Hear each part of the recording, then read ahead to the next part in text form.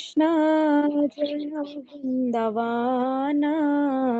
श्री गोविंद गोपीनाथ मदन मोहन। जय राधे जय कृष्ण जय वृंदावन।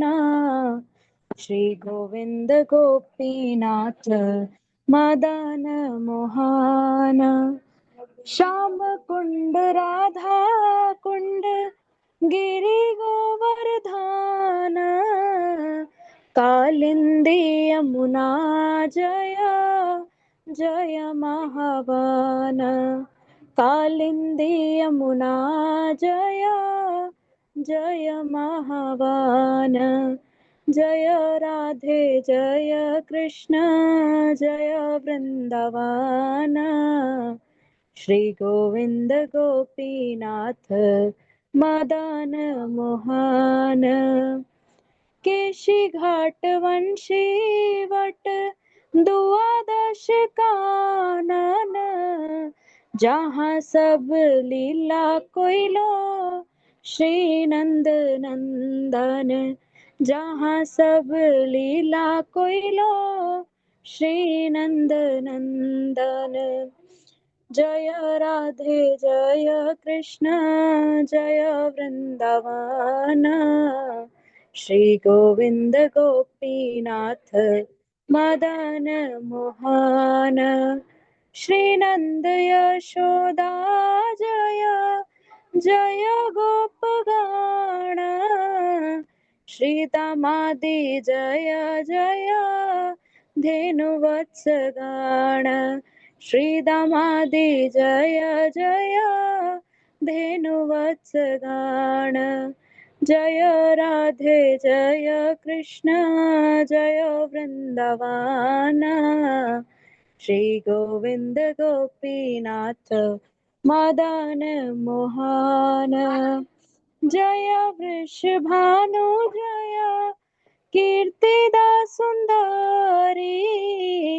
जय पूर्णमासी जय आभिर नगरी। जय पूर्णमासी जय आभिर नगरी। जय राधे जय कृष्ण जय वृंदावन। श्री गोविंद गोपीनाथ मदन मोहन। जय जय गोपेश्वर वृंदावन माझ।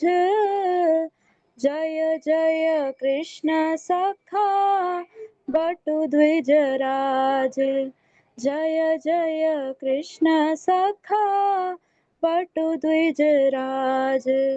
जय राधे जय कृष्ण जय वृंदावन। श्री गोविंद गोपीनाथ मदन मोहन। जय राम घाट जय रोहिणी नंदन। जय जय वृंदावन वासी जत जान। जय जय वृंदावन वासी जत जान। जय राधे जय कृष्ण जय वृंदावन।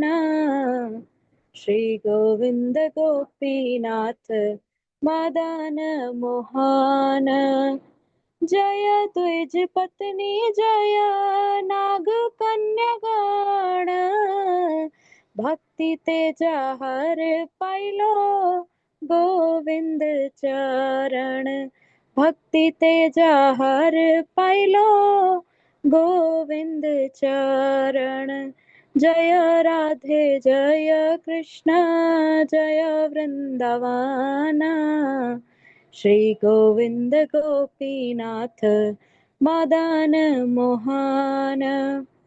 श्री रास मंगल जय जय राधा श्याम। जय जय रास लीला सर्व मनोराम। जय जय रास लीला सर्व मनोराम। जय राधे जय कृष्ण जय वृंदावन श्री गोविंद गोपीनाथ मदन मोहन श्री जाह्नवी पद जय पद्म कौर्य स्मरण दीन कृष्ण दास कहे नाम संकीर्तन दीन कृष्ण दास कहे नाम संकीर्तन जय राधे जय कृष्ण जय वृंदावन श्री गोविंद गोपीनाथ मदन मोहन जय राधे जय कृष्ण जय वृंदावन श्री गोविंद गोपीनाथ मदन मोहन हरे कृष्ण कृष्ण कृष्ण हरे हरे हरे राम राम राम हरे हरे हरे कृष्ण कृष्ण कृष्ण हरे हरे हरे राम राम राम हरे हरे हरे कृष्ण प्रभु जी। हरे कृष्णा। बहुत सुंदर माता जी, हरे कृष्णा। सुरमल प्रभु जी, आप भी कुछ सुनाएंगे क्या? हरे कृष्णा प्रभु जी। जी प्रभु जी, आपका भी कोई छोटा सा कीर्तन हो जाए। जी प्रभु जी, देख ले पहले कोई भजन डायरी में। बिल्कुल बिल्कुल। जी प्रभु जी, एक प्रभुपाद जी का गाना है, गा दें उसको। हाँ बिल्कुल प्रभु जी, बहुत अच्छा रहेगा। धन्यवाद। कृष्ण काम से साधु आया, साथ में अपने करुणा लाया, मुख मुख पे हरि नाम चढ़ा कर कलयुग का प्रभाव हटाया। कष्ट सभी जीवन के भुलाया, पुनर्हृदय में भक्ति जगाया, भागवत का दीप जलाकर सबके दिलों के मैल मिटाया। जय जय प्रभुपाद, जय जय प्रभुपाद, जय जय प्रभुपाद, जय प्रभुपाद। कृष्ण काम से साधु आया, गुरुजन का आदर सिखलाया, गुरुवाणी की राह पे चल कर घर घर में हरि नाम उलाया। अद्भुत प्रकट की उसने लीला, वृद्ध अवस्था में सही अति पीड़ा, पाप व्यक्ति का विनाश करा कर जन जन को माधव से मिलाया। गुरु आदेश पे करके निष्ठा, ग्रंथों का किया अनुवाद, ऊंच नीच का भेद तोड़ कर बांटा अमृत नाम, संकीर्तन का भाव सिखाया, विश्व भर में विग्रह बिठलाया, कोई नहीं रह गया अछूता, प्रेम का ऐसा पास बिछाया। जय जय प्रभुपाद, जय जय प्रभुपाद, जय जय प्रभुपाद, जय प्रभुपाद, जय जय प्रभुपाद, जय जय प्रभुपाद, जय जय प्रभुपाद, जय प्रभुपाद। नमः ओम विष्णुपादाय कृष्ण पृष्ठाय भूतले, श्रीमते भक्ति वेदांत स्वामी इति नामिने। नमस्ते सरस्वते देवी गौरवाणी प्रचारिणे, निर्विशेष शून्यवादी च पाश्चात्य देशतारिणे। जय श्री कृष्ण चैतन्य प्रभु नित्यानंद, श्री अद्वैत गदाधर श्रीवासादि गौर भक्त वृंद। हरे कृष्णा कृष्ण कृष्ण हरे हरे, हरे राम राम राम हरे हरे। हरे कृष्णा प्रभु जी, धन्यवाद, प्रणाम। अति सुंदर प्रभु जी, बहुत अच्छा प्रभु जी। हरि बोल प्रभु जी, बहुत सुंदर। बहुत सुंदर प्रभु जी, ये मतलब धन्यवाद। बहुत अच्छा लगा प्रभुपाद जी का। मैंने पहली बार सुना, लेकिन बहुत अच्छा लगा प्रभु जी। जी प्रभु जी, ये सांस थोड़ा मेरा छोटा है, और कुछ दिन पहले किडनी में पथरी था, तो ऑपरेशन ऑपरेशन हुआ, इसलिए थोड़ा गाने में दिक्कत। नहीं नहीं प्रभु जी, सब भक्ति में आ गए हैं तो भगवान ठीक करेगा। तो हम लोग मंगलाचरण कर लेते हैं। ओम नमो भगवते वासुदेवाय, ओम नमो भगवते वासुदेवाय, ओम नमो भगवते वासुदेवाय। ओम अज्ञानतिमिरान्धस्य ज्ञानञ्जनशलाकया चक्षुरुन्मिलितं येन तस्मै श्रीगुरुवे नमः। श्रीचैतन्य मनोभीष्टं स्थापितं येन भूतले स्वयं रूपकदादिमहिमं ददातु शब्दान्तिकम्। वन्देऽहं श्रीगुरु श्रीयुतकमलं श्रीगुरु वैष्णवं श्रीरूपसागरजातं सहगण रघुनाथान्वितं तं सजीवं साद्वैतं सावधूतं परिजन सहित कृष्ण चैतन्य देवं श्री राधा कृष्ण पादान सहगण ललिता श्री विशाखान्वितां च। हे कृष्ण करुणा सिंधु दीनबंधु जगतपते गोपेश गोपिका कांत राधा कांत नमस्तुते। तप्त कांचन गौरांगी राधे वृंदावनेश्वरी वृषभानुसुते देवी प्रणमामि हरिप्रिये। नमो विष्णुपदाय कृष्णपृष्ठाय भूतले श्रीमते भक्ति वेदांत स्वामिनि इति नामिने। नमस्ते सरस्वती देवे गौरवाणी प्रचारिणी निर्विशेष शून्यवादी पाश्चात्य देश तारिणी। जय श्री कृष्ण चैतन्य प्रभु नित्यानंदा श्री अद्वैत गदाधर श्रीवासादि गौर भक्त वृंदा। हरे कृष्णा कृष्णा कृष्णा हरे हरे, हरे राम राम राम हरे हरे। हरे कृष्णा कृष्णा कृष्णा हरे हरे, हरे राम राम राम हरे हरे। हरे कृष्णा कृष्णा कृष्णा हरे हरे, हरे राम राम राम हरे हरे। हरे कृष्णा। सभी को धन्यवाद। हरे कृष्ण। तो आज हम लोगों का आखिरी अध्याय है। ये 18 दिन की यात्रा में जो भी हो सका, तो कंप्लीट तो नहीं हो पाता है, लेकिन जो बीच बीच में इम्पोर्टेंट श्लोक जो हम नामानिष्ठा दास प्रभु जी हैं, हमारे जो प्रेसिडेंट हैं टेम्पल के मैंगलोर ग्रुप के, तो उन्हीं की कृपा से सब संभव हो रहा है।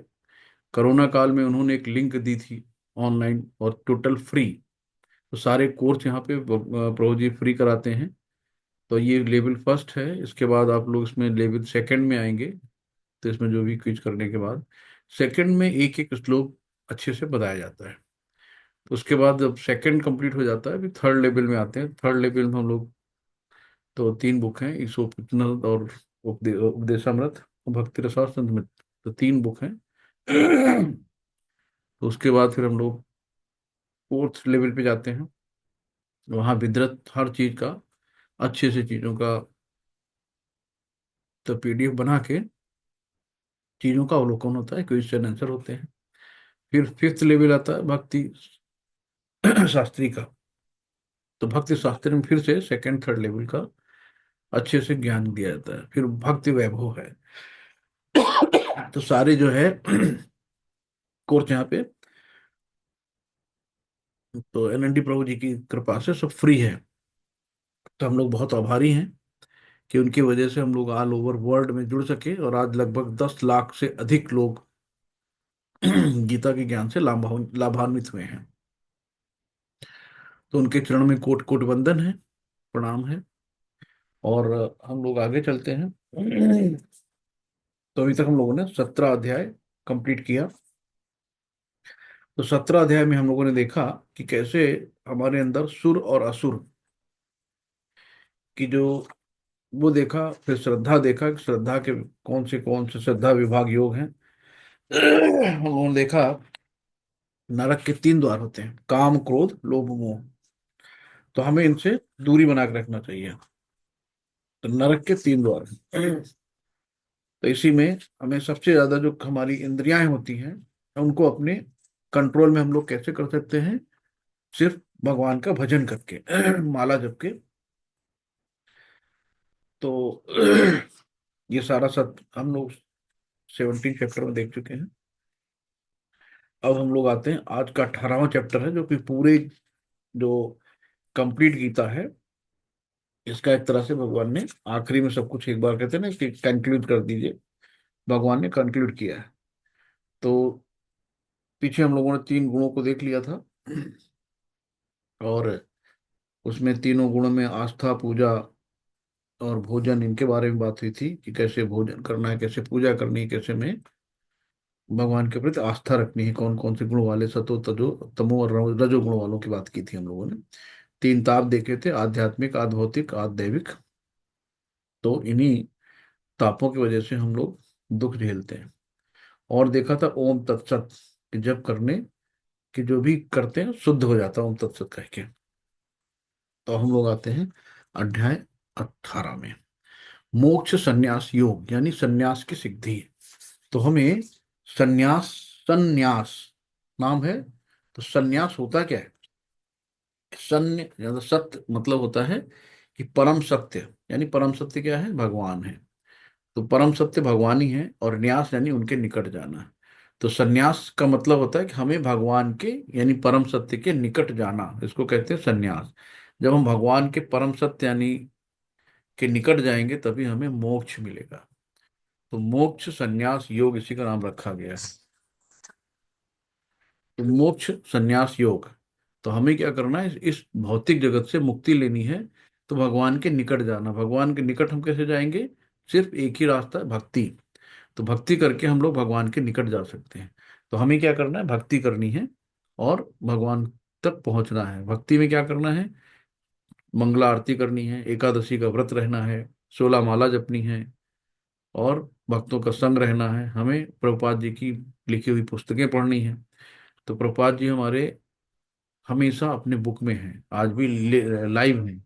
तो कभी उनका वो नहीं है। तो प्रभुपाद जी कहते हैं कि हमको ढूंढना तो हमारी बुकों में हमें लिखो। तो प्रभुपाद जी हमसे दूर नहीं है, हमारे साथ हैं। संन्यासस्य महाबालो, अर्जुन ने कहा संन्यासस्य महाबाहो तत्त्वमिच्छामि वेदितुम त्यागस्य च हृषिकेश पृथक् केशिन सूदन। अर्जुन ने कहा कि हे महाबाहु, मैं त्याग का उद्देश्य जानने का इच्छुक हूँ। और हे केश निसूदन, हे ऋषिकेश, मैं त्यागमय जीवन यानी संन्यास आश्रम का भी उद्देश्य जानना चाहता हूँ। तो अर्जुन यहाँ पूछ रहे हैं कि त्याग क्या है, संन्यास क्या है, इसके बारे में इनका और इनका है क्या है, उद्देश्य क्या है। तो इसके बारे में भगवान हमें बताओ।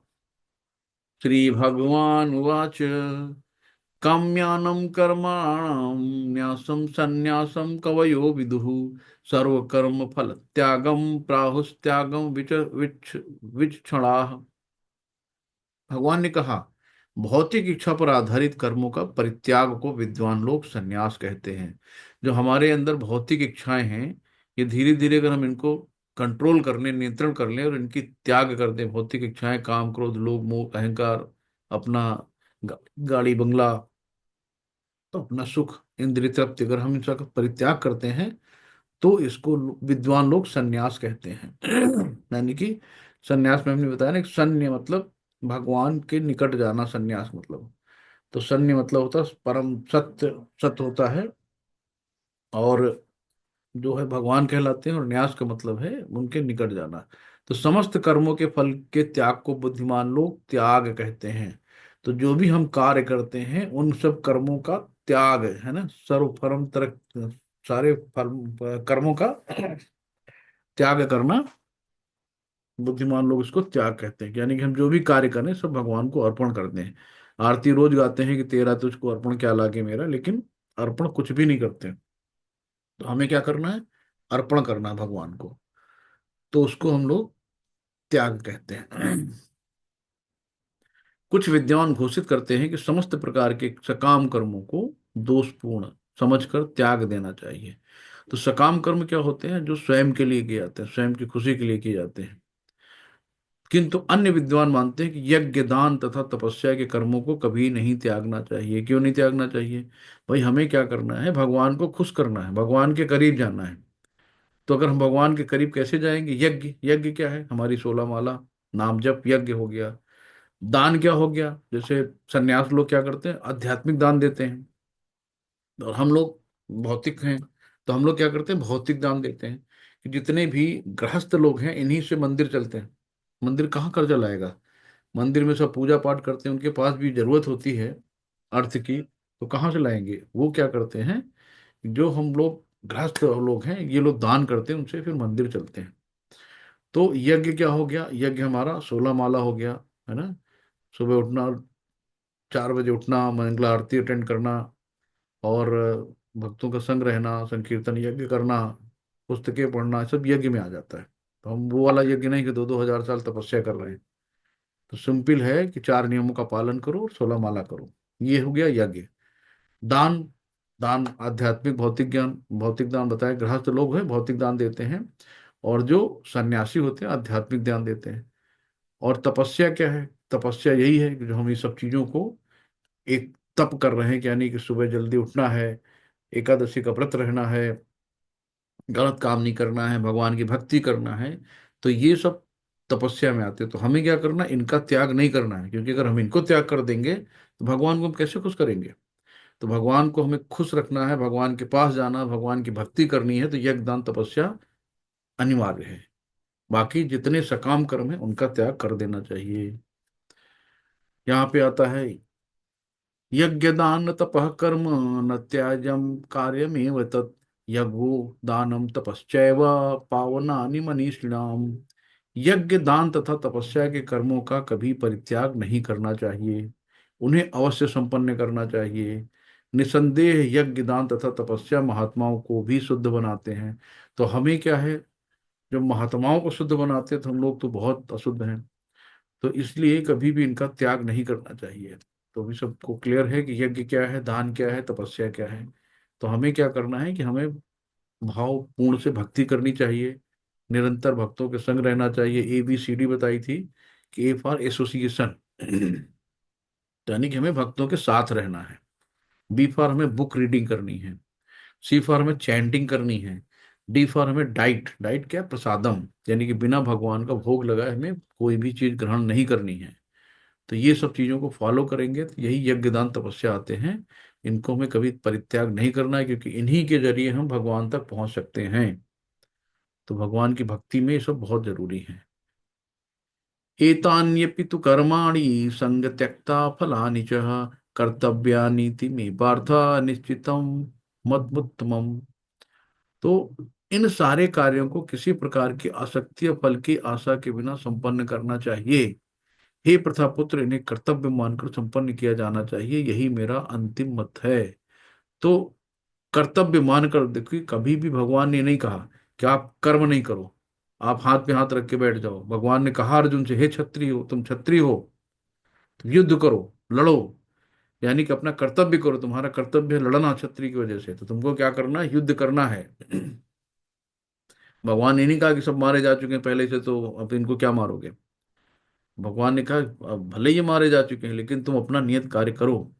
तो अपने कर्मों से कभी पीछे नहीं हटना चाहिए, लेकिन कर्म के फलों का त्याग करना है, कर्म के फलों को भगवान को अर्पित कर देना, तेरा तुझको अर्पण।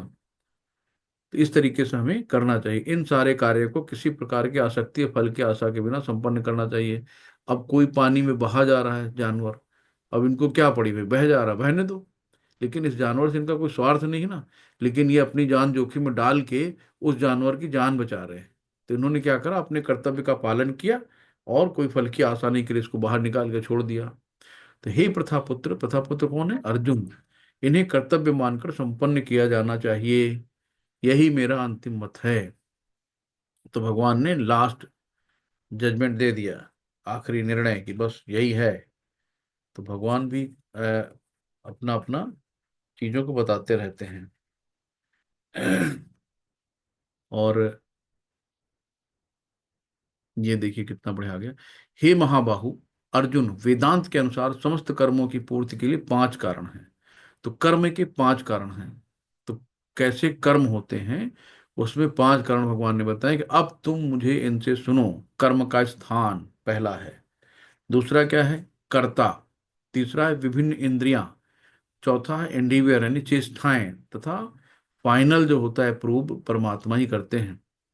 तो ये 5 कर्म के कारण हैं। तो कर्म का स्थान यानी कि 5 चीजें हैं। तो कर्म का स्थान यानी कि आपके पास एक फील्ड होनी चाहिए। एक पहला मान लो फील्ड क्या है हमारा। फील्ड के बाद कर्ता, उस फील्ड पे काम कौन करेगा। तो यानी कि फील्ड और डूअर होना चाहिए। विभिन्न इंद्रियाएं अलग अलग। तो अब उस पे कैसे हमें काम करना है, कौन करेगा।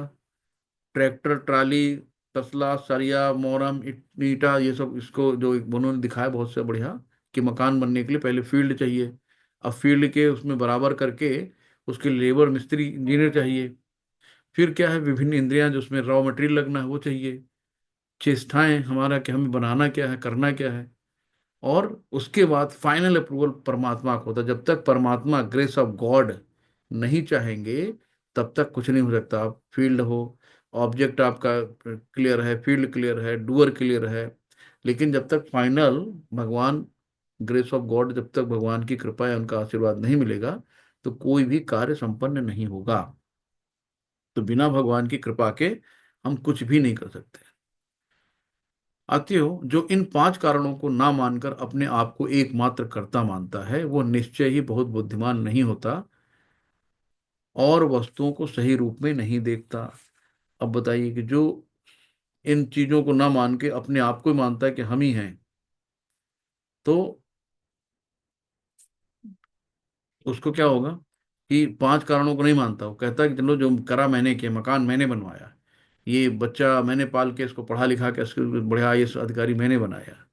तो भगवान कहते हैं ऐसे लोग मूर्ख होते हैं, बुद्धिमान नहीं होते हैं, क्योंकि वो सही वस्तुओं को देखते नहीं हैं।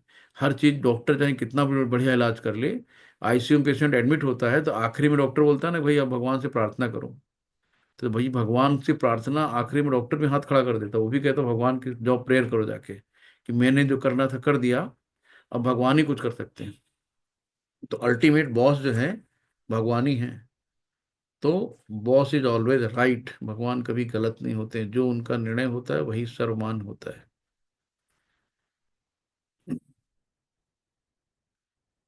और ज्ञान, ज्ञेय तथा ज्ञाता। अब ये ज्ञान क्या है, ज्ञेय क्या है और ज्ञाता क्या है।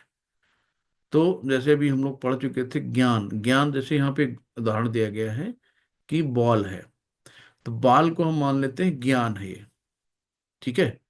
ज्ञेय क्या है, अब ज्ञेय जानने वाला कौन है, जो बाल को खेलेगा, कि हमें बाल को करना क्या है। तो बाल को हमें खेलना है, यानी एक विषय हो गया ज्ञेय। तो ज्ञान हो गई बाल, और जो विषय हो गया खेलना हो गया, और ज्ञाता क्या है, खेलने वाला। तो ये 3 चीजें मिलके कर्म को प्रेरणा देने वाले कारक हैं। तो इंद्रिया, करण, कर्म तथा कर्ता, ये 3 कर्म के संगठन है। तो जो इंद्रियां हैं और उसके में कर्म करने वाला और कर्ता यानी डूअर करने वाला, ये 3 कर्म के संगठन हैं। इस तरीके से ये हो गया। प्रकृति के 3 गुणों के अनुसार ही ज्ञान, कर्म तथा कर्ता के 3 भेद हैं। तो अब तुम इन्हें मुझसे सुनो। तो भगवान कह रहे हैं कि प्रकृति के 3 गुण, प्रकृति के कौन 3 गुण हैं, सतो, रजो और तमो। तो इनके अनुसार ज्ञान, कर्म तथा कर्ता के 3 भेद हैं। तो भगवान इनको स्वयं सुना रहे हैं। पहला क्या है, जिस ज्ञान से अनंत रूपों में विभक्त सारे जीवों में एक ही अभिक्त आध्यात्मिक प्रकृति देखी जाती है उसे तुम सात्विक जानो। तो सात्विक, भगवान ने सीधे सीधे बता दिया कि जो भी चीजें हैं सात्विक कर्ता कि जहाँ जैसे प्रभुपाद जी थे, तो उन्होंने अपने ज्ञान नहीं बांटा, भगवान का जो ज्ञान था, भगवान के लिए सारे काम किए। जिस ज्ञान से अनंत रूपों में विभक्त सारे जीवों में एक ही अभिव्यक्ति आध्यात्मिक प्रकृति देखी जाती है, उसे तुम सात्विक मानो। तो क्या हुआ कि हमें क्या देखना है कि जितने भी जीव हैं सब में भगवान का अंश है, हमें किसी से वैर नहीं करना है। तो हमें आध्यात्मिक प्रकट कब होगी? जब ज्ञान होगा। तो हम उसको विरक्त नहीं करेंगे, अरे इसे हटाओ, ये दूर है, अच्छा नहीं है, बुरा है। तो हमें अपने अंदर सात्विक ज्ञान विकसित करना है। दूसरा है, जिस ज्ञान से कोई मनुष्य विभिन्न शरीरों में भिन्न भिन्न प्रकार के जीव देखता है, कुत्ता है, बिल्ली है, सुअर है, मकड़ी है, आदमी है, तो अलग अलग जो देखता है उसे तुम राजसी मानो। तो जो ज्ञानी होगा वो सब में देखेगा कि हर जीव में परमात्मा का अंश है। तो आज उसके थोड़े से गुण कम हो गए, यानी कि उसकी चेतना कम है, तो आज कुत्ता बन गया, उसके अंदर भी भगवान का ही अंश है ना। तो भले ही उसके अंदर थोड़ी सी चेतना कम है, उसके कर्म कुछ कम है, हमसे बिगड़े थे, हमारे कर्म उससे कुछ अच्छे थे, तो हमारी चेतना अच्छी हो गई, हम इंसान बन गए। तो हमें क्या करना है कि इस दृष्टि से देखना है। तो जो इनको अलग अलग दृष्टि से देखता है वो राजसी है। और वो ज्ञान जिससे मनुष्य किसी प्रकार एक प्रकार के कार्य को जो अति तुच्छ है सब कुछ मानकर सत्य को जाने बिना उसमें लिप्त रहता हो, तामसी कहलाता है। तो जो होते हैं ना अज्ञानी लोग, इनको कोई, इनका सिर पैर नहीं होता है।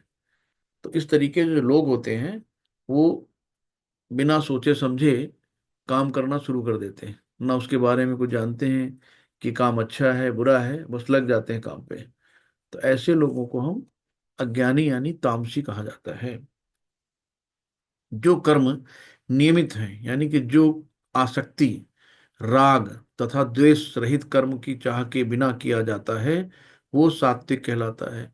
यानी कि हमें डिटैच रहना है, किसी भी राग द्वेष में नहीं पड़ना है, और कर्म फल की चाहत नहीं करनी है। सब अनासक्ति होकर जो भी कर्म किया भगवान को सौंपना, ये कहलाता है सात्विक।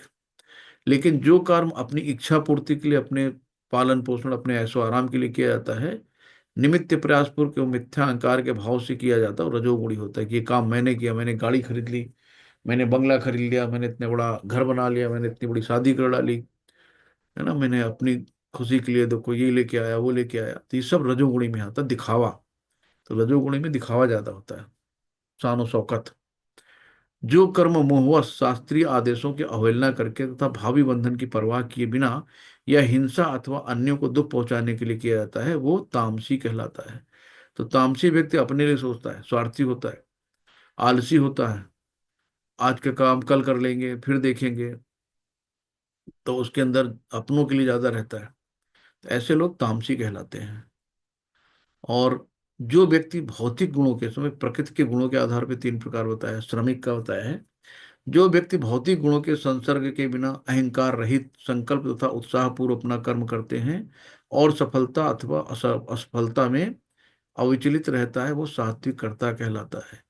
अब यहाँ पे सबसे अच्छा उदाहरण प्रभुपाद जी का है कि जो व्यक्ति भौतिक गुणों के संसर्ग के बिना अहंकार रहित, प्रभुपाद जी में कोई अहंकार नहीं था, कोई भौतिक उनके अंदर चाह नहीं रह गई थी, और संकल्प तथा उन्होंने संकल्प लिया कि हमारे गुरु ने कहा है कि हमें पाश्चात्य देशों में जाके प्रचार करना है जहाँ पे बहुत मारा मारी है, अवसाद है। तो उन्होंने हिप्पियों को हैप्पी बनाया, और 70 साल की उम्र में बताइए उत्साह बना रहा उनका। तो उत्साह पूर्वक उन्होंने अपना कर्म किया, और सफलता तथा असफलता, अब उनके दो दो हार्ट अटैक हुए, बीमार हुए, उनको बैल ने उठा के फेंक दिया, चोट भी लगी, उनका टाइपराइटर चोरी हो गया, मतलब कितनी भी चीजें आई, लेकिन उन्होंने सफलता और असफलता में अविचलित, कभी भी अविचलित नहीं हुए। तो उनका एक था कि मुझे भगवान के लिए काम करना है, हमारे गुरु का आदेश है। तो वो सात्विक कर्ता कहलाता। तो ऐसे व्यक्ति सात्विक कर्ता कहलाते हैं। इसमें बहुत अच्छा उदाहरण प्रभुपाद जी का है। लेकिन वो कार्यकर्ता जो अपने श्रम के फल से जुड़ा हुआ और जो जोश से उसका आनंद लेना चाहता है, वो लालची, ईर्ष्यालु और अपवित्र है, और खुशी और संकट से आगे बढ़ता है, जो उसकी प्रवृत्ति में एक कार्य करता है। तो जो ऐसे लोग होते हैं वे हमेशा क्या करते हैं कि सिर्फ और सिर्फ हम, इनके अंदर भोग की इच्छा बहुत होती है, लालच होता है, और एक ईर्ष्या होती है, प्रतिस्पर्धा होती है कि हमसे आगे कौन बढ़ सकता है, कि अगर उसकी गाड़ी 10 लाख वाली तो मेरी 20 लाख की क्यों नहीं है। दिखावा ज्यादा रहता है कि उसकी साड़ी में मेरी साड़ी से महंगी क्यों नहीं है। तो इस तरीके से जो ऐसे लोग होते हैं ना, तो वो श्रम के फल से जुड़ा हुआ, और जो उनका आनंद, मतलब ये मेहनती भी होते हैं, अपने आनंद के लिए बहुत जी तोड़ मेहनत करते हैं, पैसों कमाने में अपना पूरा समय बर्बाद कर देते हैं, भले बाद में बीमार पड़ जाए। तो जो लालची, ईर्ष्यालु और अपवित्र है, और खुशी और संकट से आगे बढ़ता है, जो उसकी प्रवृत्ति का एक कार्य करता है, तो ये जो है रजोगुणी वाले कार्यकर्ता कहलाते हैं। जो कर्ता सदा शास्त्रों के आदेशों के विरुद्ध कार्य करता है, यानी कि आदेशों को ताक पे रख देता है, भगवान को नहीं मानता, और भौतिकवादी, हठी कपटी तथा अन्यों का अपमान करने में, किसी का भी अपमान कर सकता है, किसी के कुछ अपशब्द बोल सकता है, गाली गलौज बक सकता है, आलसी, प्रमाद की निद्रा में रहता है, सदैव उसका मुंह लटका रहेगा, खिन्न रहेगा, और काम करने में दीर्घ सुस्ती, बड़ा आज का काम कल करेंगे, कल का काम परसों करेंगे, आज करे सो कल करे, कल करे सो परसों, इतनी जल्दी क्या पड़ी है, अभी तो जीना बरसों। तो वो व्यक्ति तमोगुणी कहलाता है। हे धनंजय, अब मैं प्रकृति के 3 गुणों के अनुसार तुम्हें विभिन्न प्रकार की बुद्धि तथा निर्धारण यानी डिटर्मिनेशन के विषय में विस्तार से बताऊंगा, तुम इसे सुनो। तो यहाँ पे कहा, हे प्रथापुत्र, वो बुद्धि सतोगुणी है जिसके द्वारा मनुष्य जानता है कि क्या करनी है, क्या नहीं करनी है, क्या किससे डरना है और किससे नहीं, क्या बांधने वाला है और क्या मुक्ति देने वाला है। तो यहाँ पे भगवान सिंपल कह रहे हैं कि सतोगुणी वो व्यक्ति है, भक्त हमेशा निडर रहता है, तो उसको पता हमें किससे डरना है, किससे नहीं डरना, हमारे लिए क्या कार्य उचित है, ये करेंगे गलत है सही है, उसको इस चीज का ज्ञान होता है। किस कर्म से हम बंध देंगे और किस कर्म से हमें मुक्ति मिलेगी, तो उसको ज्ञान होता है। तो ऐसे वो व्यक्ति को सतोगुणी कहते हैं। हे प्रथापुत्र, जो बुद्धि धर्म तथा अधर्म, करणीय तथा अकरणीय कर्म में भेद नहीं कर पाता, वो राजसी है। यानी कि जो बुद्धि धर्म अधर्म, करणी तथा अकरणी में इनमें भेद नहीं कर पाता, वो सिर्फ अपने सुख के लिए जीता है, अपने स्वार्थ के लिए, अपनी खुशी के लिए, अपनी चेष्टाओं को आगे बढ़ाने के लिए। तो ऐसे व्यक्ति जो होते हैं राजसी कहलाते हैं। जो बुद्धि मोह तथा अहंकार के वशीभूत होकर अधर्म को धर्म तथा धर्म को अधर्म मानते हैं और सदैव विपरीत दिशा में प्रयत्न करते हैं, वो तामसी होते हैं। प्रकृति के 3 गुणों के आधार पर 3 प्रकार के निर्धारण है, तो यहाँ पे डिटर्मिनेशन के आधार पे किया गया है। तो हे पार्थ, पार्थ कौन, अर्जुन, अर्जुन कौन, हम लोग। तो हे पार्थ, वो निश्चय जो अटूट है, जो योग साधना द्वारा निरंतरता के साथ है, और इस प्रकार मन, जीवन और इंद्रियों के कार्यों को नियंत्रित करता है, सात्विक तरीके में है। तो जो निश्चय, जो अटूट है ना, उसने अपना एक निश्चय कर लिया, डिटरमाइन कर लिया, मुझे करना है तो करना है, सुबह 3:30 बजे उठना है तो उठना है, 16 माला करनी है तो करनी है ना, एकादशी का व्रत रहना है तो रहना है। तो इस तरीके से योग साधना द्वारा निरंतरता के साथ और इस प्रकार मन, जीवन और इंद्रियों के कार्यों को नियंत्रित करता है, वो सात्विक तरीके में है। लेकिन हे अर्जुन, जिस धृति यानी जिसने निश्चित, दृढ़ निश्चय धृति को कहते हैं, से मनुष्य धर्म, अर्थ तथा काम के फलों में लिप्त बना रहता है, वो राजसी कहलाता है। तो जो व्यक्ति केवल बहुत ज्यादा अपना नाम कमाने के लिए धर्म का कार्य भी करता है, बहुत बड़े बड़े अस्पताल बनवा दिया, धर्मशाला बनवा दी, भंडारे करवा दिए, है ना, अपने आप को दिखावा, सेल्फी लेते हैं, भाई देखो मैंने ये काम कराया, तो परोपकार भी किया तो उसमें दिखावा, तो ऐसे व्यक्ति राजसी होते हैं। हे पार्थ, जो धृत यानी निश्चय, स्वप्न, भय, शोक, विषाद तथा मोह से परे नहीं जाती, ऐसे दुर्बुद्धिपूर्ण धृति तामसी कहलाते हैं। तो जो हमेशा डरे हुए, आलस, निद्रा, अवसाद में पड़े रहते हैं, स्वप्न अजीब अजीब देखते हैं, काम नहीं करते हैं लेकिन स्वप्न देखते रहते हैं, मैं ये कर लूंगा वो कर लूंगा, मोह रहता, विषाद रहता, तो ऐसे व्यक्ति तामसी कहलाते हैं। भौतिक प्रकृति के साधनों के आधार पर 3 प्रकार की खुशियां, नंबर, जिसमें जो है, जो प्रारंभ में विष जैसा लगता है, कोई भी चीज होती है अगर हम करना चाहते हैं, भक्ति में क्या होता है कि प्रारंभ में विष जैसा लगता है लेकिन अंत में अमृत के समान है, और जो मनुष्य में आत्म साक्षात्कार जगाता है, वो सात्विक सुख कहलाता है।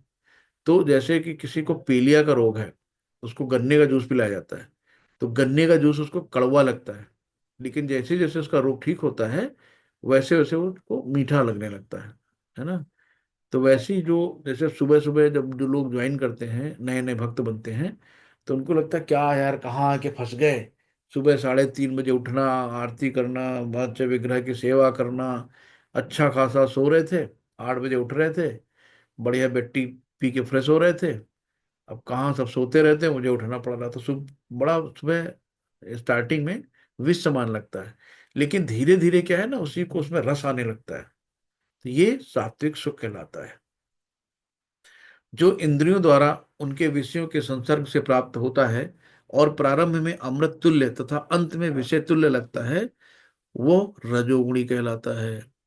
तो जो सुख इंद्रियों द्वारा, आजकल जैसे बहुत से सुना होगा ना कि कोई किसी के साथ गया, पहले इश्क हुआ, प्यार हुआ, आखिरी में क्या हुआ, 32 टुकड़े हो गए। तो पहले तो उनको अमृत तुल्य लग रहा था कि भाई नहीं नहीं बहुत अच्छा, माँ बाप से विरोध कर लिया, बड़े अपने आप में खुश रह रहे हैं। बाद में क्या हुआ, ब्रीफ केस में बंद होके टुकड़े टुकड़े में चले आए।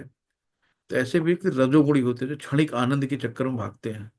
तो हमें क्षणिक आनंद नहीं लेना है, हमें परमानेंट आनंद लेना है ना। तथा जो सुख आत्म साक्षात्कार के प्रति अंधा है, जो प्रारंभ से लेकर अंत तक मोह कारक है, और जो निद्रा आलस्य तथा मोह से उत्पन्न होता है, वो तामसी कहलाता है। तो तामसी में हमेशा ऐसे ही होता है कि आलस्य, निद्रा, प्रमाद, मोह, तो ये सब चीजें तामसी में आती हैं। प्रकृति के गुणों के आधार पर 4 प्रकार के आश्रम हैं। अब यहाँ पे 4 तरह के आश्रम बना दिए गए। समोदमस्तप शौचम शांति राजर्वमेव च ज्ञानम विज्ञानम आस्तिक्त्वम ब्रह्म कर्म स्वभाव स्वभावजनम जम स्वभावजम। तो शांति प्रीत्या, यहाँ पे देखो, ब्राह्मण, क्षत्रिय, वैश्य और शूद्र, इस तरीके से 4 उन्होंने वर्णाश्रम बनाए हैं। तो जो ब्राह्मण के गुण बताए हैं, 9 गुण होते हैं ब्राह्मण के: शांति प्रियता, आत्मसंयम, तपस्या, पवित्रता, सहिष्णुता, सत्यनिष्ठा, ज्ञान, विज्ञान तथा धार्मिकता।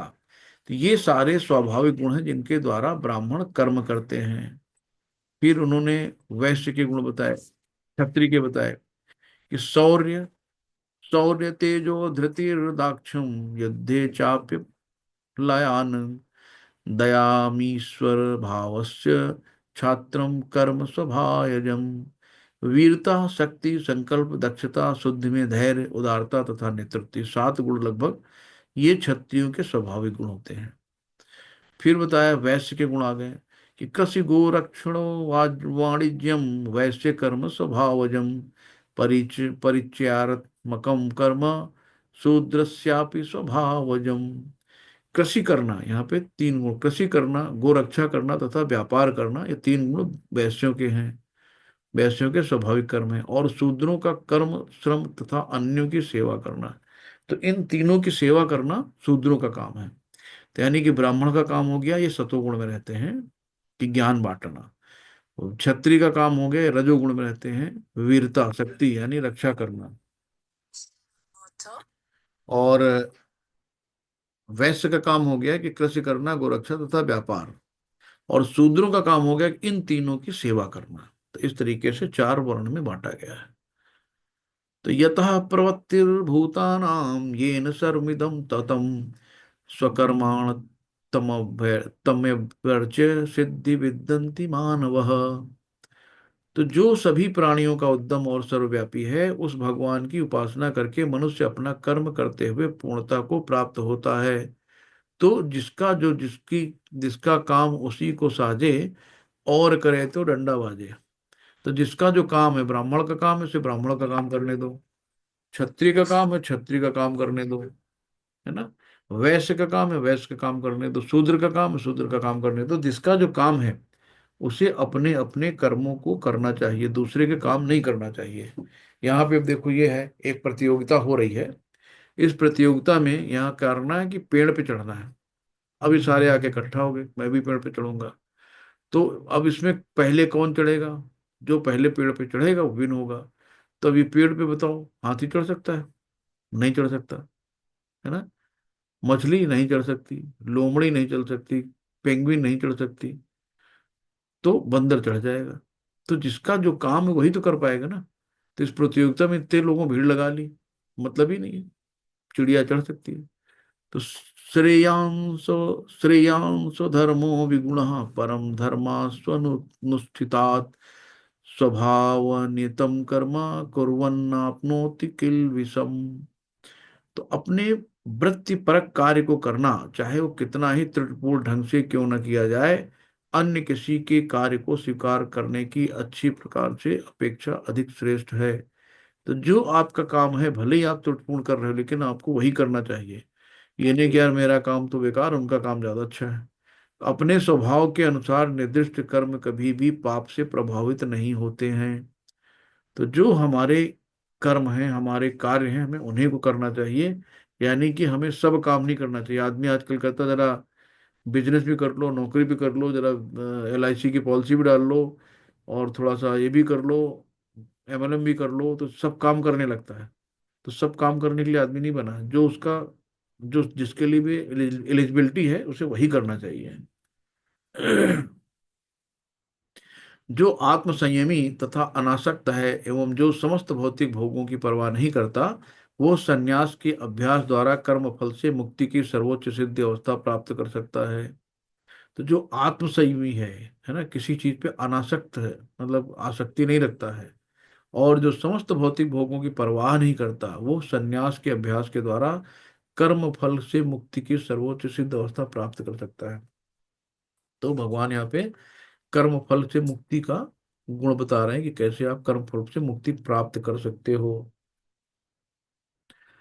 अब देखिए कितना बढ़िया यहाँ पे आया, ब्रह्मभूत प्रसन्न आत्मा न सोचति न कांक्षति सम सर्वेषु भूतेषु मद भक्तिम लभते पराम।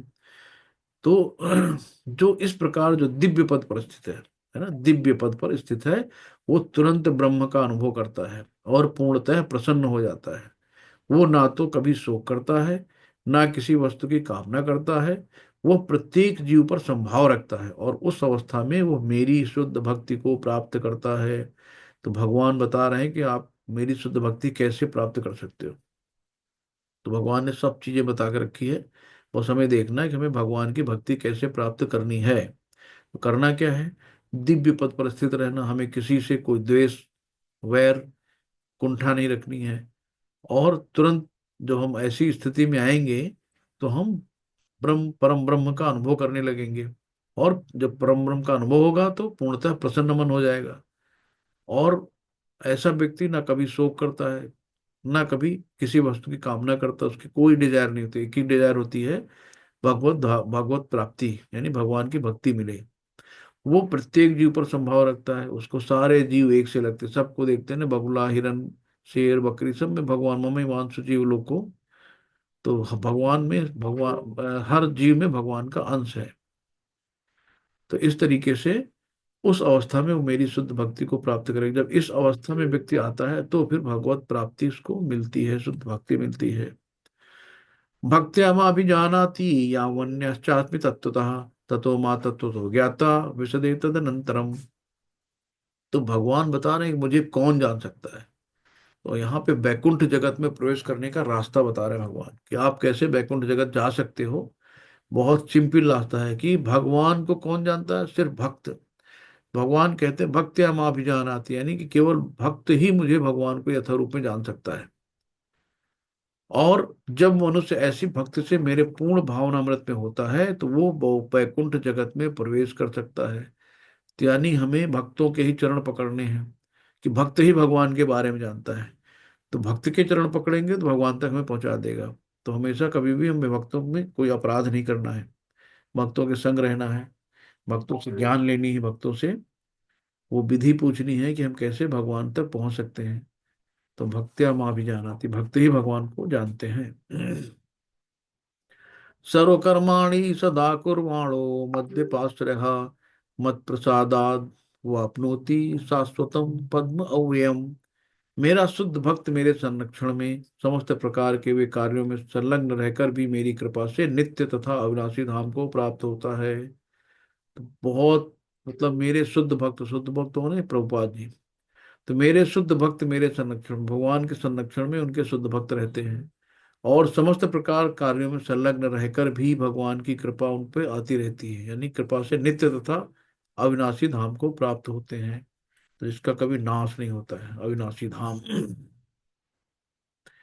मच्चित्तः सर्व दुर्गाणि मत प्रसादाति ऋष्यसि अथ चेतवम अहंकारा अन्न श्रोष्यसि विनक्ष्यसि। यदि तुम मुझसे भावना भावित हो क्यों यदि तुम मुझसे भावना भावित होगे तो मेरी कृपा से तुम बद्ध जीवन के सारे अवरोधों को लांघ जाओगे। लेकिन यदि तुम मिथ्या अहंकार बस ऐसी चेतना में कर्म नहीं करोगे, तो मेरी बात नहीं सुनोगे, तो तुम विनष्ट हो जाओगे। भगवान ने भी बताया कि तुम कैसे विनष्ट हो सकते हो। यदि तुमसे भावना भावित होगे, तो आप अगर भगवान से भावना भावित हम लोग रहेंगे तो भगवान की कृपा मिलेगी, तो मेरी कृपा से तुम बद्ध जीवन के सारे अवरोधों को लांग जाओगे। तो जो भी लाइफ में स्ट्रगल है, जो भी अवरोध है, तो भगवान की कृपा से सारे अवरोध दूर हो जाएंगे। लेकिन अगर मिथ्या यानी झूठ मूठ के कि हम ही सब कुछ हैं, हम ही करता धरता हैं, इस अहंकार और ऐसी चेतना में कर्म नहीं करोगे या मेरी बात नहीं सुनोगे, तो विनष्ट हो जाओगे। भगवान कह रहे हैं सीधे सीधे। ईश्वर सर्वभूतानां हृदय से अर्जुन तिष्ठिति भ्राम्य भ्राम्यन सर्वभूतानि यंत्रारूढ़ानि माया। तो हे अर्जुन, परमेश्वर प्रत्येक जीव के हृदय में स्थित है। ईश्वर सर्वभूतानां, तो हृदय सर्व, ईश्वर सर्वभूतानां, भगवान सर्व जगह सब जगह है, और प्रत्येक के दिल में हृदय में स्थित है। और भौतिक शक्ति से निर्मित यंत्र, भौतिक शक्ति क्या है? हमारा शरीर, यानी कि भौतिक शक्ति से निर्मित यंत्र, तो हमारा शरीर भी तो यंत्र है ना। तो यंत्र में सवार की भांति बैठे समस्त जीवों को अपनी माया से घुमा रहे हैं, भरमा रहे हैं। तो इतना साफ साफ कह दिया है कि हमारे इस जो भौतिक शक्ति से निर्मित यंत्र में सवार की भांति, तो सवार कौन है? हमारा शरीर जो है भौतिक यंत्र है, उसमें सवारी कौन करते हैं? क्षीरोदक्षाई विष्णु परमात्मा। तमेव शरणं गच्छ सर्वभावेन भारत, तत्प्रसादात् पराम शांति स्थानम प्राप्यसि शाश्वतम। हे भारत, सब प्रकार से उसकी शरण में जाओ, उसकी कृपा से तुम परम शांति तथा परम नित्य धाम को प्राप्त करोगे। तो भारत अर्जुन के लिए कहा है भगवान ने कि हे भारत, सब प्रकार से उसी की शरण में जाओ। कैसे भी चल के देखो, राजा हैं, राजा वहां पे जगन्नाथपुरी के खुद सामने रोड पे झाड़ू लगाते हैं जब इनकी यात्रा निकलती है। तो भगवान की शरण में जाना, कुछ भी हो, राजा हो कुछ भी हो, तो सब प्रकार से उसी की शरण में जाओ, उसकी कृपा से तुम परम शांति तथा परम नित्य धाम को प्राप्त कर सकोगे। तो बुद्धम शरणम गच्छामि, यानी कि दुर्गत तात न गच्छति, जो प्रभु की शरण में है उसकी कभी दुर्गति नहीं होती है। अब यहाँ भगवान ने कह दिया कि हमने आपको सारा ज्ञान बता दिया है, अब तुम्हारी मर्जी, तुम जो चाहो सो करो। इति ते ज्ञानम आख्यातम गुह्यतरम मया विमश्रयेत दसेण दसेण यथेक्षसि तथा कुरु। इस प्रकार मैंने तुम्हें गुहितर ज्ञान बतला दिया है, इस पर पूरी तरह से मनन करो और जब जो चाहे सो करो। भगवान ने कह दिया अब तुम जानो, तुम्हारा काम जाने, मैंने तुम्हें सारा ज्ञान दे दिया। अब भी कोई शंका हो तो आप जानो भाई, है ना। यानी भगवान ने बताया है कि तुम कैसे मेरे परम मित्र हो सकते हो, मुझसे कैसे दोस्ती कर सकते हो, उसका उन्होंने सूत्र बताया है भगवान ने।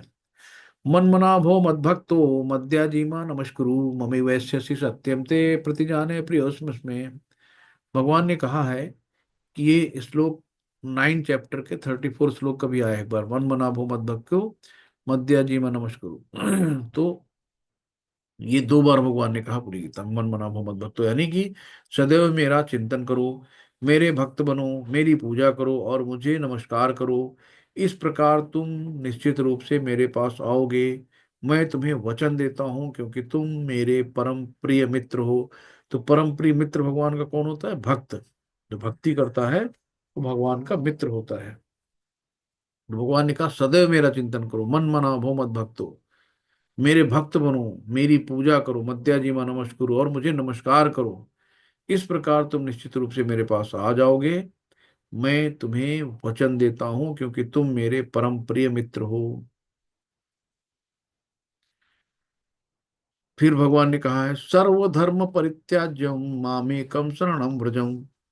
सर्वधर्म परित्याज्य मामेकम शरणम व्रज, अहम त्वाम सर्व पापेभ्यो मोक्ष्यसि मामी मा शुचिः। तो भगवान ने कहा, डरो मत, सभी प्रकार के धर्मों का परित्याग करो। धर्म कौन से हैं? पिता धर्म, पुत्र धर्म, पारिवारिक धर्म, हिंदू मुस्लिम सिख ईसाई, सारे धर्म जितने भी हैं, इनका परित्याग करो और मेरी शरण में आ जाओ। मैं तुम्हें समस्त पापों से उद्धार कर दूंगा, डरो मत। भगवान ने गारंटी दी यहाँ पे कि आप इन सब किसी चक्करों में नहीं पड़ो। कृष्णम शरणम गच्छामि, कि कृष्ण की शरण में आओ और सारे पापों से मुक्त हो जाओ। हम तो हम सर्व पापेभ्यो, मैं तुम्हारे सारे पाप हर लूंगा, डरो मत, भगवान कहते हैं। तो एकदम से आपने, भगवान ने इतना खुल के बोला है, और फिर भी हम जैसे लोगों को नहीं समझ में आती चीजें। इदम ते नात परस्काय ना भक्ताय कदाचनम, न चाश्रुश्रुये सेवे वाच्यम न चामायो अभ्यसूयति। यह ज्ञान उनको कभी नहीं बताया जाए जो ना तो संयमी है, ना एक निष्ठ है, ना भक्ति में रत है, ना ही उन्हें जो मुझसे द्वेष करते हैं। भगवान ने शुद्ध कहा है कि ऐसे लोगों को एक ज्ञान, कोई ज्ञान कभी न बताया जाए जिनके अंदर धैर्य नहीं है, संयम नहीं है, एकनिष्ठ नहीं है, एकाग्रता नहीं है, भक्ति में नहीं है वो। तो जो और हमसे द्वेष करते हैं, भगवान से द्वेष करते हैं, तो उनको ये ज्ञान कभी ना बताया जाए, क्योंकि सुनेंगे नहीं ना आपकी। ये इदम परम परमं गुह्यम मद भक्ति भी स्थास्यसि यति, भक्ति मयि पराम कृत्वा मामे वश्यत्य संशयः। जो व्यक्ति भक्तों को ये परम रहस्य बताता है, वो शुद्ध भक्ति को प्राप्त करेगा और अंत में वो मेरे पास आएगा। तो यहाँ पे श्रील प्रभुपाद की जय। तो शुद्ध भक्त भगवान के कौन है? प्रभुपाद जी। तो भगवान प्रभुपाद जी ने सारे ये कितनी मेहनत की उन्होंने और भक्तों को ये परम रहस्य बताया, यानी कि गीता को ट्रांसलेट किया, संस्कृत से इंग्लिश में किया, इंग्लिश से फिर सारी भाषाओं में गया। तो कितनी मेहनत की इन्होंने, भागवतम गीता सब कुछ जो है। तो ये जो व्यक्ति भक्तों को ये परम रहस्य बताता है, वो शुद्ध भक्ति को प्राप्त करेगा और अंत में मेरे पास वापस आएगा। तो प्रभुपाद जी शुद्ध भक्त थे, जो अंत में भगवान के पास वापस गए और आज भी बुकों में जीवित हैं। किताबें पढ़िए, प्रभुपाद जी आपको साक्षात ज्ञान देंगे। न चा तस्मान्य मनुष्येषु कस्मिन् मे प्रिय पुरुषतमः भविता न चा वो मे तस्मान् अन्य प्रियतरो भूहि। इस संसार में उसकी अपेक्षा कोई अन्य सेवक ना तो मुझे अधिक प्रिय है और ना कभी होगा। भगवान ने साफ साफ कहा है कि जो भक्तों को ज्ञान देता है, वो भगवान उसको सबसे प्रिय, संसार में उसकी अपेक्षा कोई अन्य सेवक ना तो मुझे अधिक प्रिय है और ना कभी होगा, जो भक्तों को ये रहस्य बताता है। अध्यस्यते चाय इमं धर्म्यं संवादमाययो ज्ञान यज्ञेन तेनाहमिष्टमिति मे मति।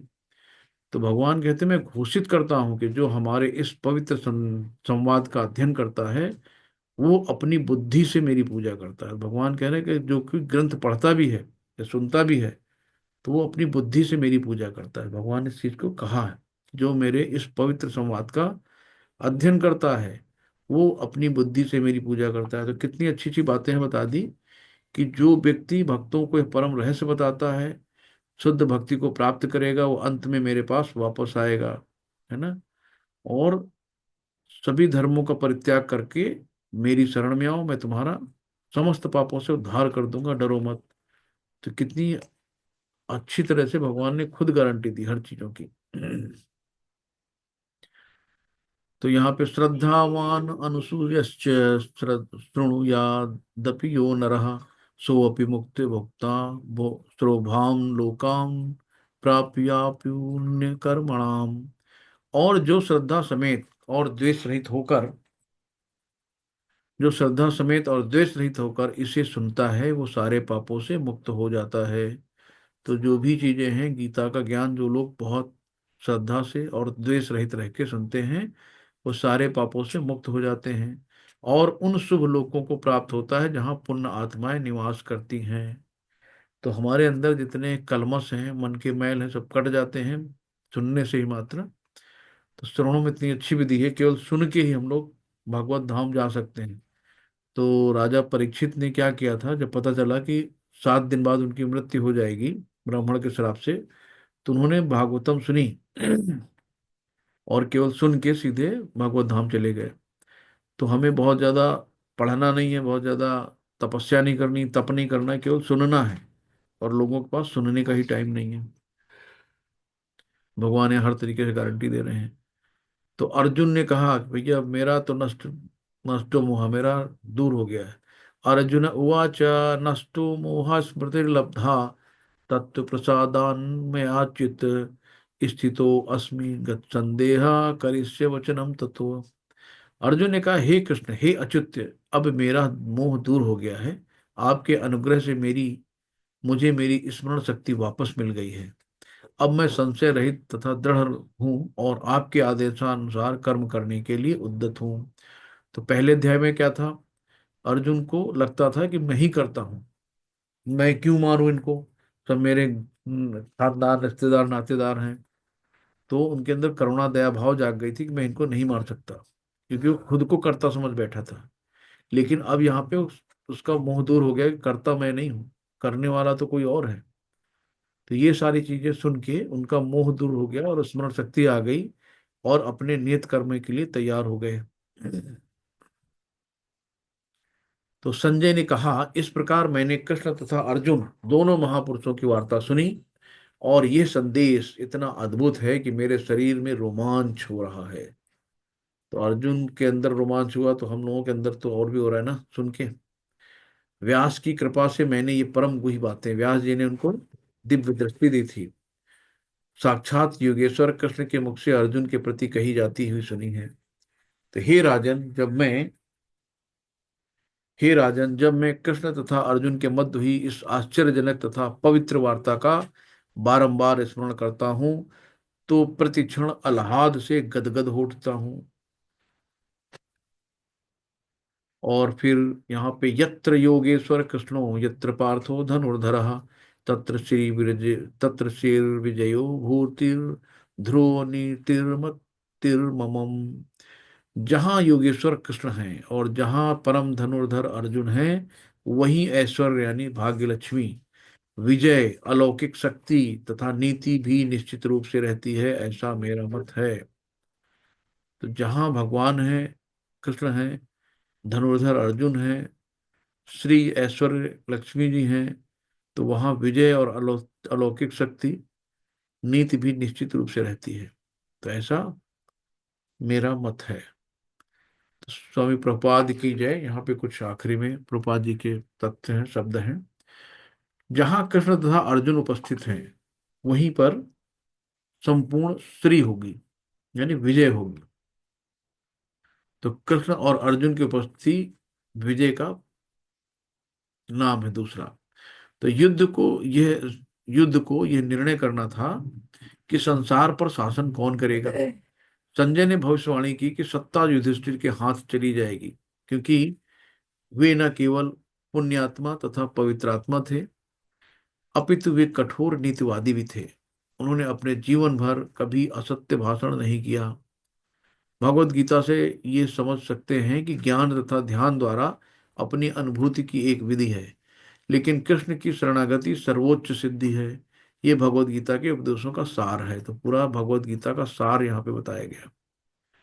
तो पूर्ण कृष्ण भावना मोहित होकर भक्ति में कृष्ण की शरणागति गुह्यतम उपदेश है। यही 18वें अध्याय का सार है। तो हमें क्या करना है, पूर्ण कृष्ण भावना भावित होकर भक्ति में कृष्ण की शरणागति गुह्यतम उपदेश है कि भगवान के ध्यान में, भगवान की पूजा में लग जाना है। तो भगवत गीता में 5 प्रमुख विषयों की प्राप्ति की गई है। पहला क्या विषय है, भगवान। भगवान कौन है, भौतिक प्रकृति क्या है, जीव क्या है, शाश्वत काल क्या है, तथा सभी प्रकार के कर्म और सब कुछ कृष्ण पर आधारित है। तो जो भी चीज है सब कृष्ण पर ही आधारित है। जीव अपने मूल रूप से शुद्ध आत्मा है। तो जीव क्या है? मूल रूप से शुद्ध आत्मा है। वो परमात्मा का एक परमाणु मात्र है। तो हम लोग ममई वांसु परमात्मा के एक अंश हैं। क्योंकि सारे जीव कृष्ण की तटस्थ शक्ति हैं, अतएव उनका संसर्ग भौतिक शक्ति यानी अपरा और आध्यात्मिक शक्ति यानी परा से होता है। दूसरे शब्दों में जीव भगवान की पराशक्ति से ही है। तो जो जीव होता है भगवान की पराशक्ति से ही है, अतः उसमें किंचित स्वतंत्रता रहती है।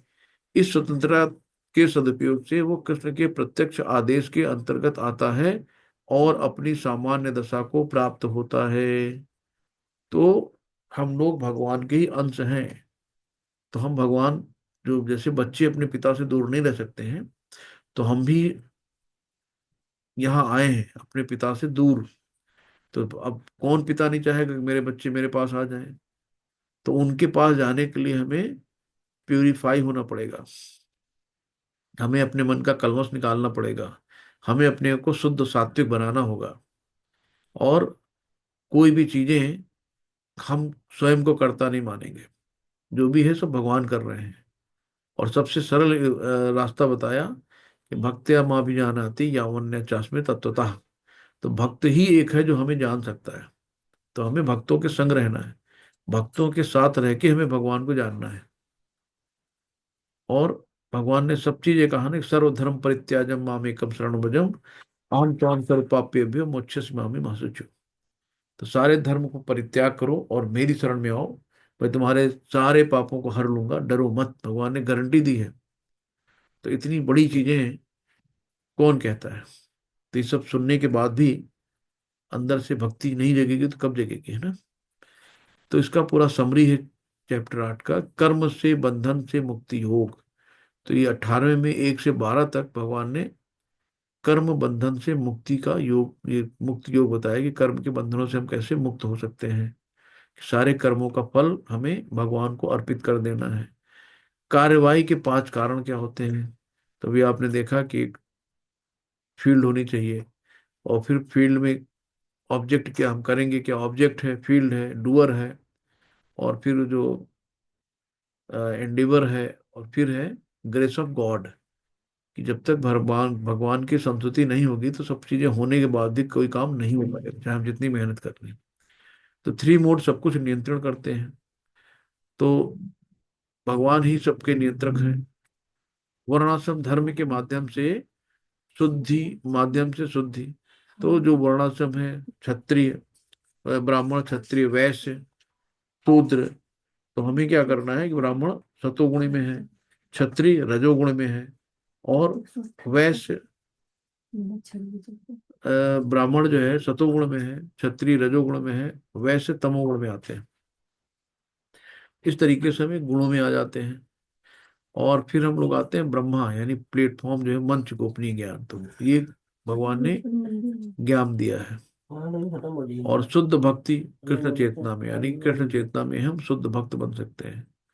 तो शुद्ध भक्ति बन के ही भगवान तक हम लोग जा सकते हैं। तो शुद्ध भक्त जैसे हमें अपने लिए कोई काम नहीं करना, जो भी करना सब भगवान के लिए करना है। तो कृष्ण की चेतना में प्रभुपाद जी थे, तो वो शुद्ध भक्त थे। तो कंक्लूजन यही है कि हमें यत्र योगेश्वर कृष्ण, जहाँ कृष्ण है, जहाँ भगवान है, जहाँ अर्जुन है, वहां पे ऐश्वर्य जीत निश्चित है। तो स्वयं का मूल्यांकन करते हैं कि आप 1 से 3 के आधार पर खुद को रेट करते हैं कि आप किस श्रेणी में आते हैं, सबसे कम और 3 सबसे ऊंचा। तो हम लोग किस श्रेणी में आते हैं, रेटिंग कर सकते हैं।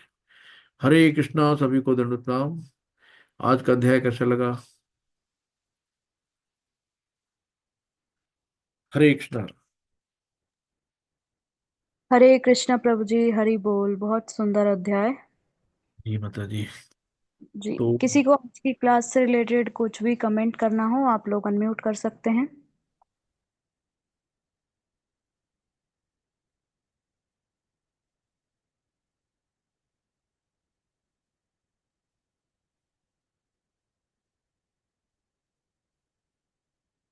हिमांशु प्रभु जी, कोमल माता जी, सूर्यमल प्रभु जी।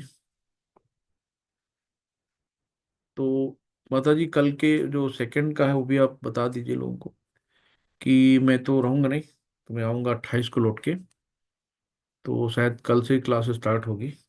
आपको सूचना मिली होगी ना माता जी, कुछ बताइएगा। जी। हाँ प्रभु जी, लेवल 2 के बारे में थोड़ा सा बताती हूँ। हाँ। हरे कृष्ण। अ, आप सभी जो पुराने डिवोटीज हैं वो तो जानते हैं, लेकिन जो न्यू डिवोटीज हैं उनको हम बता देते हैं कि ये आपका लेवल 1 था, जिसमें हमने 18 दिनों में भगवत गीता के हर एक अध्याय को पढ़ा। अब दूसरे लेवल में जब आप जाएंगे तो उसमें भगवत गीता को, जैसे प्रभु जी भी बताते हैं, कि हर एक श्लोक को डिटेल में हम रीड करेंगे और डिटेल में उसका जो अर्थ है उसको भी जानेंगे। तो लेवल 2 में जाने के लिए आपके दो तरीके के कोर्सेज हैं, एक है भक्ति शास्त्री और एक है आपका भक्ति सदाचार। तो कोशिश कीजिए सभी लोग भक्ति शास्त्री ही ज्वाइन कीजिए। उसमें क्या होगा कि प्री भक्ति शास्त्री में आपका, जैसे आप क्लास करते हैं उसके बाद क्विज होता है, इसी तरीके से उसमें रहता है क्लासेस। आप भगवत गीता को और डिटेल में पढ़ेंगे, बाकी ग्रंथ भी होंगे अगले लेवल में, और उसमें आपकी अटेंडेंस कंपलसरी होती है और आपको क्विज भी करना होता है। क्विज के बाद आपको सर्टिफिकेट मिलता है हर एक लेवल का। उसमें फिर आप आगे अगला लेवल जो है वो कंटिन्यू कर सकते हैं। भक्ति सदाचार में क्या होता है, उसमें कोई अटेंडेंस कंपलसरी नहीं होती, तो वो सिर्फ आपको आकर के सुनना है। दोनों ही बहुत सुंदर कोर्सेज हैं। अगर कोई भक्त चाहे तो दोनों कोर्स भी ज्वाइन कर सकते हैं, अदरवाइज आप एक प्री भक्ति शास्त्री तो ज़रूर ही ज्वाइन कीजिए। अभी तो लेवल 2 की जो लिंक है वो काम नहीं कर रही है, उसमें कुछ नेटवर्क प्रॉब्लम चल रहा है। तो जैसे ही वो इशू सॉल्व होता है आप लोग ग्रुप में कनेक्टेड रहिए, ग्रुप में ही आपको मैसेज पहुंच जाएगा। जब भी लिंक जो है वो काम करना शुरू करेगी तो हम लोग लिंक शेयर कर देंगे, उससे आप लेवल 2 का ग्रुप ज्वाइन कर सकते हैं। बाकी कोई भी इंफॉर्मेशन होगी लेवल 2 के रिगार्डिंग तो आप लोग हम एडमिन्स हैं उनसे कांटेक्ट कर सकते हैं, या फिर ग्रुप में आपको मैसेज मिल जाएगा। और किसी भी तरीके का कोई समस्या आती है, कोई परेशानी आती है ज्वाइन करने में, तो आप लोग हमसे कांटेक्ट कर सकते हैं। हरे कृष्णा। हरे कृष्णा, हरे कृष्णा। तो किसी को कोई क्वेश्चन नहीं होते तो हम लोग चलते हैं फिर। हरे कृष्णा। वांछा कल्पतरुभ्यश्च कृपा सिंधु एव च पतितानां पावनेभ्यो वैष्णवेभ्यो नमो नमः। अनंत कोट वैष्णव वंद की जय, शिल प्रपाद की जय, सभी भक्तों की जय हो। हरे कृष्णा, सभी को दंडवत प्रणाम। हरे हरे कृष्ण। कृष्ण प्रभु जी, दंडवत प्रणाम। तो मैं वृंदावन की यात्रा में रहूंगा 22 से 27, फिर 28 को मिलते हैं हम लोग, है ना। हरे कृष्ण, माता दंडवत प्रणाम। जी प्रभु।